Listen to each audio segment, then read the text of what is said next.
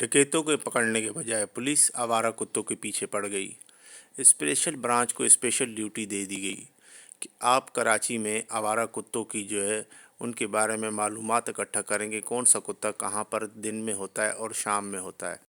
جس کی وجہ سے اسپیشل برانچ کے اہلکار، پولیس اہلکار پریشانی کا شکار ہیں۔ آج ہم آپ کو اسی طرح اسپیشل برانچ کے اہلکار کی جو باتیں سناتے ہیں کہ وہ کیا کہتا ہے کہ یہ ڈیوٹی کتنی خاص، کتنی امپورٹنٹ اور کتنی اہم ہے اس کے لیے،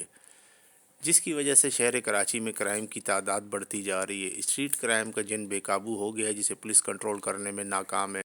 اور پولیس اہلکار اپنی توانائیاں اور اپنا کام کہاں صرف کر رہے ہیں،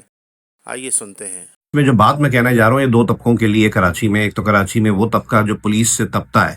دوسرے میرے پولیس بھائی، پولیس کے جو اہلکار ہیں، خاص طور پہ ہر تھانے کی آپ کو پتہ ہے انویسٹیگیشن ایک یونٹ ہوتا ہے جو اسپیشل برانچ کے اہلکار کہلاتے ہیں۔ ان اسپیشل برانچ کے اہلکاروں کو ایک اسپیشل ڈیوٹی دے دی گئی ہے جس کا مقصد وہ خود بھی نہیں سمجھ پا رہے ہیں وہ اسپیشل ڈیوٹی کیا ہے، لیکن وہ تو میں آپ کو بتاتا ہوں، لیکن اس سے پہلے بتاؤں کہ ان کی کیا ڈیوٹی ہوتی ہے۔ ان کی ڈیوٹی یہی ہوتی ہے کہ جی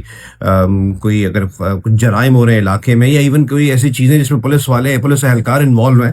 اس کی وہ انویسٹیگیشن کریں، اور انویسٹیگیشن رپورٹ جو آئی آر کہلاتی ہے وہ تیار کر کے اعلیٰ افسران کو بھیجیں، اور پھر متعلقہ جو لوگ ہیں ان کے خلاف کارروائی کی جائے۔ یعنی کہ بہت امپورٹنٹ رول ہے شہر کے امن و امان کو برقرار رکھنے کے لیے، شہر کے نظم و نسق کو چلانے کے لیے۔ لیکن وہی بات، ان کو ایک بڑی عجیب سی ڈیوٹی دے دی گئی ہے جو یہ خود بھی نہیں سمجھ پا رہے۔ اسپیشل برانچ کے اہلکار یعنی کہ انٹیلیجنس کے جو اہلکار ہیں، وہ ان کو ہدایت کی گئی ہے کہ وہ اپنے علاقے میں، جس بھی علاقے کے وہ وہاں پر ان کی ڈیوٹی ہے، وہاں پر کتوں پر نظر رکھیں، اور جہاں پر بھی آوارہ کتے، جن کو آپ اسٹرے ڈاگس بھی کہتے ہیں، وہ نظر آئیں تو ان کی تصویر لیں، ان کی لوکیشن کو آئیڈینٹیفائی کریں، اور ان دونوں انفارمیشن کے ساتھ وہ تصویر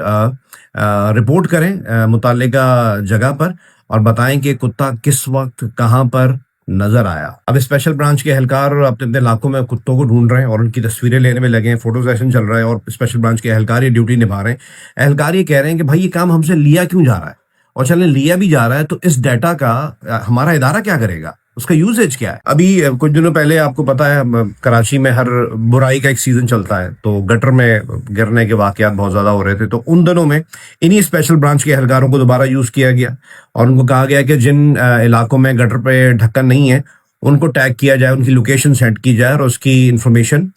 بھیجی جائے۔ اب بیچارے اسپیشل برانچ کے جو اہلکار ہیں وہ اپنے علاقوں کے بغیر ڈھکن والے گٹر ڈھونڈ رہے تھے، اس کی تصویریں لے رہے تھے، اس کی لوکیشن بتا رہے تھے، اس کی سچویشن سمجھا رہے تھے۔ اب یہ نئی گھنٹی ان کے گلے میں باندھی گئی ہے، جس کے لیے وہ خود بھی حیران ہے، پریشان ہے کہ بھائی پھر یہ سندھ حکومت اور باقی جو ہمارا صوبائی حکومت اور یہ کے ایم سی کا عملہ ہے، اور پھر جو ریبیز کنٹرول پروگرام والے ہیں، وہ لوگ کیا کر رہے ہیں۔ ہم مانتے مسائل ہیں۔ پورے کراچی میں 2025 کی ایک رپورٹ کے مطابق صرف کراچی میں 50,000 لوگ 3 مختلف اسپتالوں میں کتے کے کاٹے کے لائے گئے، اور ان میں سے اگر اوور آل سندھ کی بات کی جائے تو صرف 2025 میں 21 سے 22 افراد ہلاک ہو چکے ہیں۔ مسئلہ موجود ہے، لیکن متعلقہ ادارے بھی تو موجود ہیں۔